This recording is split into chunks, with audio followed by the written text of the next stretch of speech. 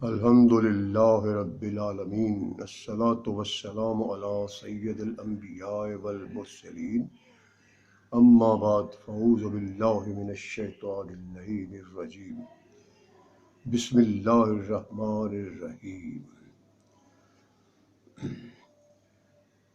مومنین مومنات سے گزارش ہے کہ جن لوگوں نے ہمارے چینل کو ابھی تک سبسکرائب نہیں کیا وہ اس چینل کو سبسکرائب کر لیں،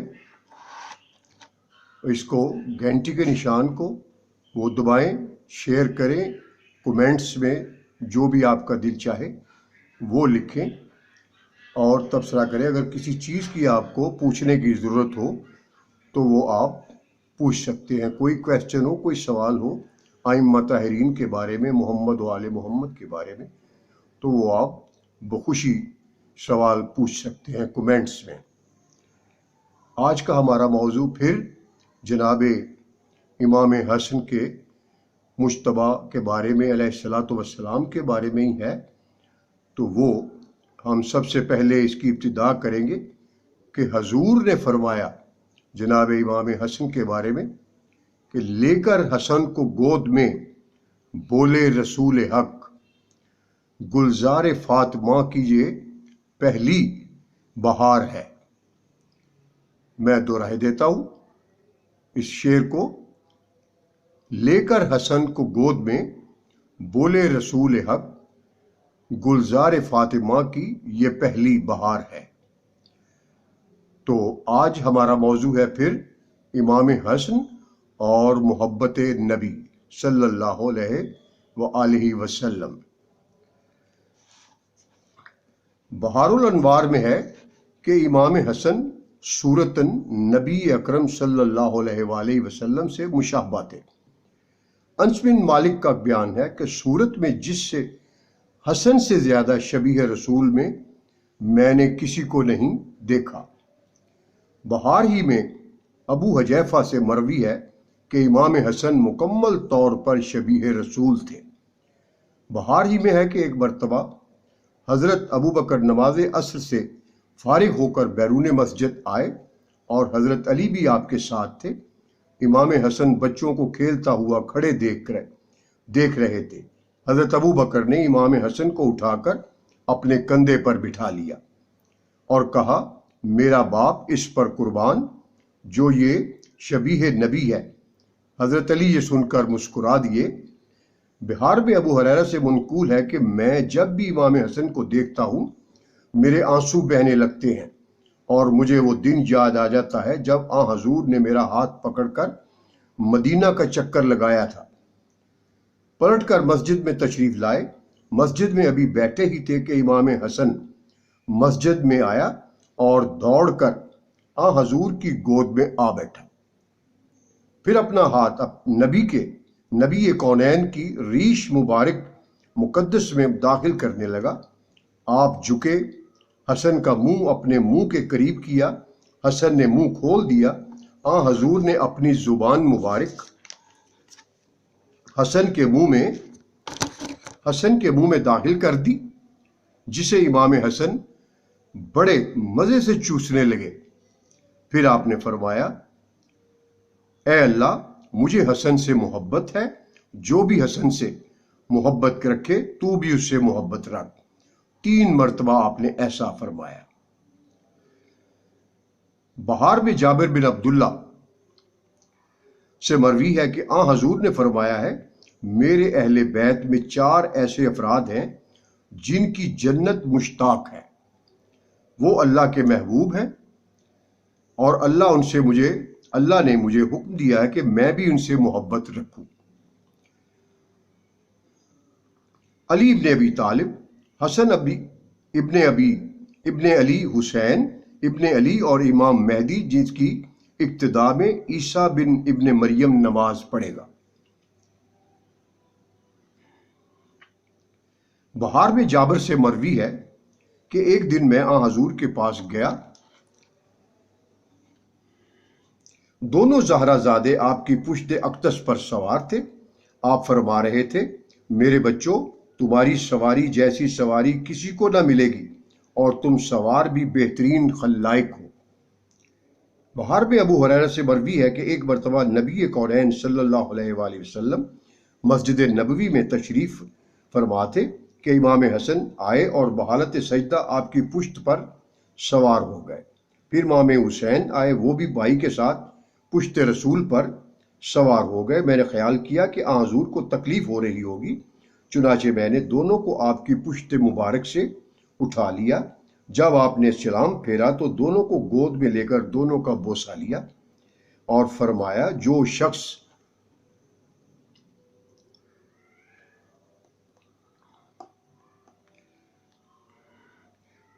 مجھ سے محبت رکھتا ہے وہ ان دونوں سے محبت رکھے۔ 3 مرتبہ آپ نے یہ دہرایا۔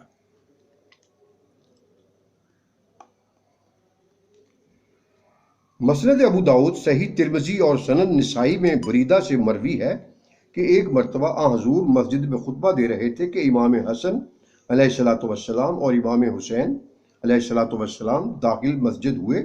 دونوں نے سرخ رنگ قمیص پہن رکھی تھی، بچپنے کی وجہ سے چلتے ہوئے سنبھل نہ پا رہے تھے۔ آپ نے خطبہ روک دیا، ممبر سے نیچے لائے، تشریف لائے، دونوں کو اٹھایا، پھر ممبر پر تشریف لائے، دونوں کا بوسہ لیا اور فرمایا، اللہ نے سچ فرمایا ہے کہ دولت اور اولاد انتہائی پیاری ہوتی ہے۔ میں نے جب ان دونوں کو ڈگمگاتے دیکھا تو اپنی حدیث روک کر انہیں اٹھا لیا۔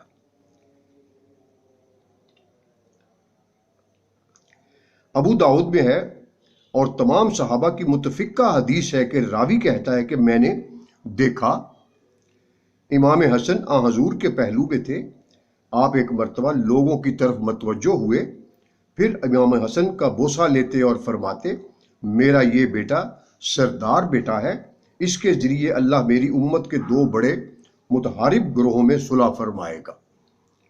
بہار میں ابو ہریرہ سے مروی ہے کہ ایک مرتبہ صدقہ کی کھجور آن حضور کے پاس آئی، آپ اسے صحابہ میں تقسیم کرنے لگے۔ امام حسن آپ کی گود میں بیٹھے تھے۔ امام حسن نے کھجور کا ایک دانہ اٹھا لیا کہ منہ میں رکھ لیا۔ آپ نے جب دیکھا تو فوراً فرمایا کہ اس کو نکالو، کیونکہ صدقہ ہمارے لیے حرام ہے۔ امام حسن نے وہ دانہ منہ میں سے نکال دیا۔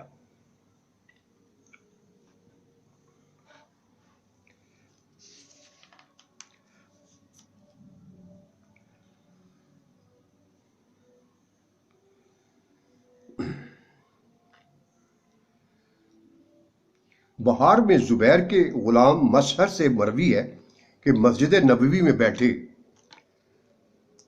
ہم اس بات پر تبصرہ کر رہے تھے کہ شبیہ نبی کون ہے۔ اتنے میں زبیر آ گیا۔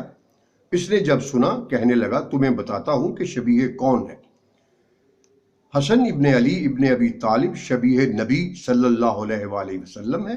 مجھے آج بھی وہ وقت یاد ہے جب آپ مسجد میں بحالت سجدہ ہوتے، امام حسن آ کر آپ کی پشت پر بیٹھ جاتے۔ جب تک حسن خود نہیں اترتے تھے، نبی کونین صلی اللہ علیہ وآلہ وسلم سجدہ سے سر نہیں اٹھاتے تھے۔ پھر بعد السلام حسن کو گلے لگا کر فرماتے تھے، تو دنیا میں میرا سکون اور صورت و سیرت میں میری شبیہ ہے۔ مجھے حسن سے محبت ہے اور حسن سے محبت رکھنے والوں سے محبت ہے۔ بہار میں ابن عباس سے مروی ہے کہ ہم آن حضور کے ساتھ در زہرا سلام اللہ علیہ پر آئے۔ آپ نے 3 مرتبہ آواز دی لیکن کسی نے جواب نہ دیا۔ آپ دیوار کے سایہ میں دروازہ کے قریب بیٹھ گئے، میں بھی آپ کے ساتھ ہی بیٹھ گیا۔ تھوڑی دیر کے بعد امام حسن باہر نکلے، گلے میں تسبیح ڈالی ہوئی تھی۔ آپ نے حسن کو گلے لگایا اور فرمایا، میرا یہ بیٹا سردار ہے، اللہ اس کے ذریعے میری امت کے 2 بہت بڑے متحارب گروہوں میں صلح کروائے گا۔ آپ نے حسن کے منہ کا بوسہ لیا۔ بہار میں حضرت علی سے مروی ہے کہ ایک مرتبہ آن حضور ہمارے گھر تشریف لائے، فرماتے سردی کا موسم تھا، آپ نے پاؤں پر لحاف ڈال رکھا تھا۔ حسن نے پانی مانگا، آپ جلدی سے اٹھے، کاسا لیا، بکری کے تھنوں سے دودھ نکال کر حسن کو دیا۔ حسین کی بھی خواہش تھی کہ میں پیالے کی طرف ہاتھ بڑھانے لگا۔ آپ نے حسین کے دونوں ہاتھ پکڑ لیے۔ جناب زہرا نے عرض کیا، بابا جان، کیا ان دونوں میں سے حسن آپ کو زیادہ عزیز ہے؟ آپ نے فرمایا بیٹی ایسی کوئی بات نہیں، حسن نے مانگا پہلے تھا، اس لیے اس کا حق بنتا ہے کہ وہ سیر ہو کر پی لے، ورنہ تو میں یہ دونوں سے برابر پیار کرتا ہوں، دونوں یوم قیامت ایک ہی جگہ ہوں گے۔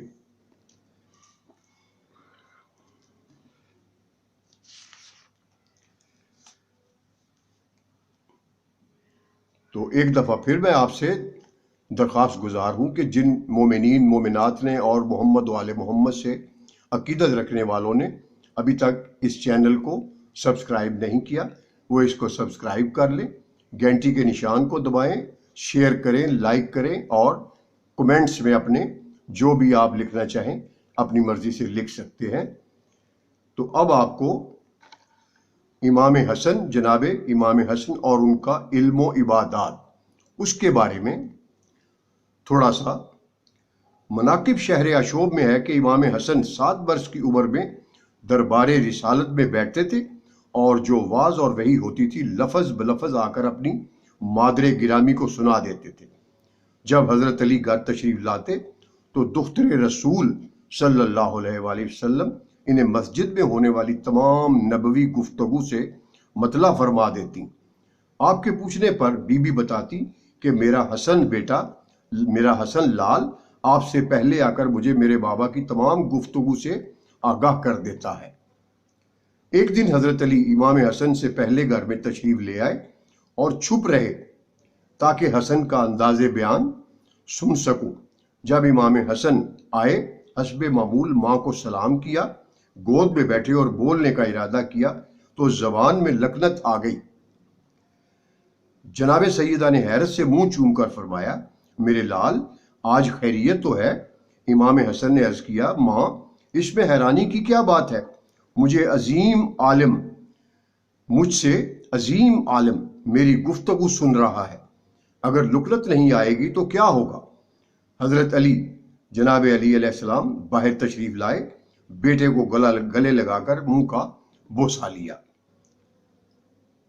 ایک روایت میں ہے امام حسن نے عرض کیا ماں میرا بیان ڈگمگا رہا ہے اور میری زبان لڑکھڑا رہی ہے، شاید مجھ سے بڑا عالم اور میرا آقا میری نگرانی کر رہا ہے۔ ایک اور جگہ میں مروی ہے کہ ایک مرتبہ حضرت عمر کے دور حکومت میں ایک شخص کو پکڑ کر لایا گیا، یہ قاتل ہے اور ابھی تک مقتول کے پاس کھڑا تھا، اس کی چھری سے خون بھی ٹپک رہا تھا۔ مدعی علیہ نے قتل سے انکار کیا اور کہا نہ تو میں اس شخص کا قاتل ہوں اور نہ ہی میں اسے پہچانتا ہوں، میں 2 بکریوں کو ذبح کرنے والا تھا، ایک کو ذبح کیا، اسی اصلاح میں دوسری باہر نکل گئی، میں خون آلود چھری سے اس بکری کو تلاش کر رہا تھا، جب اس گلی میں آیا تو دیکھا کہ یہ شخص مقتول پڑا ہوا ہے، میں رک کر اسے پہچاننے کی کوشش کرنے لگا، اتنے میں یہ لوگ پہنچ گئے، انہوں نے مجھے الزام قتل میں دھر لیا۔ حضرت عمر نے حکم دیا کہ یہ شخص جھوٹا ہے، قاتل یہی ہے، لہٰذا اسے بدلے میں قتل کیا جائے۔ اصل قاتل مجمع میں موجود تھا، جب اس نے دیکھا کہ میری جگہ ایک بے گناہ شخص قتل کیا جا رہا ہے تو وہ مجمع میں سے باہر نکل آیا اور اقرار قتل کیا۔ حضرت عمر نے حکم دیا کہ اسے چھوڑ دو اور اقرار کرنے والے کو قتل کر دو۔ حضرت علی اور امام حسن بھی تشریف فرما تھے، آپ نے فرمایا عمر جلدی نہ کرو، اب اسلام کا حکم ایسا نہیں ہے۔ حضرت عمر نے کہا پھر کیا ہوگا حکم اسلام کا؟ آپ نے فرمایا اس کا فتویٰ میرا کم سن بیٹا حسن دے گا۔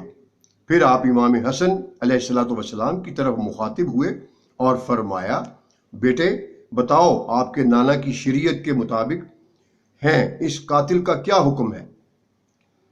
آپ نے عرض کیا بابا جان جو بے گناہ ہے وہ تو مسلمن بے گناہ ہے، اسے چھوڑ دیا جائے، اور جو اقرار کر رہا ہے اسے بھی قتل نہیں کیا جائے گا، کیونکہ قرآن میں ارشاد باری ہے کہ جس نے کسی ایک کو زندہ کیا گویا اس نے تمام مخلوق کو زندہ کیا، اگر اس نے ایک قتل کیا ہے تو ایک قتل ہونے والے کو بچایا بھی ہے، رہا خون بہا تو وہ بیت المال سے ادا کرنا ہوگا۔ حضرت عمر نے کہا سچ فرمایا تھا رسول ثقلین نے کہ تم سب سے زیادہ بہتر عمدہ فیصلہ کرنے والا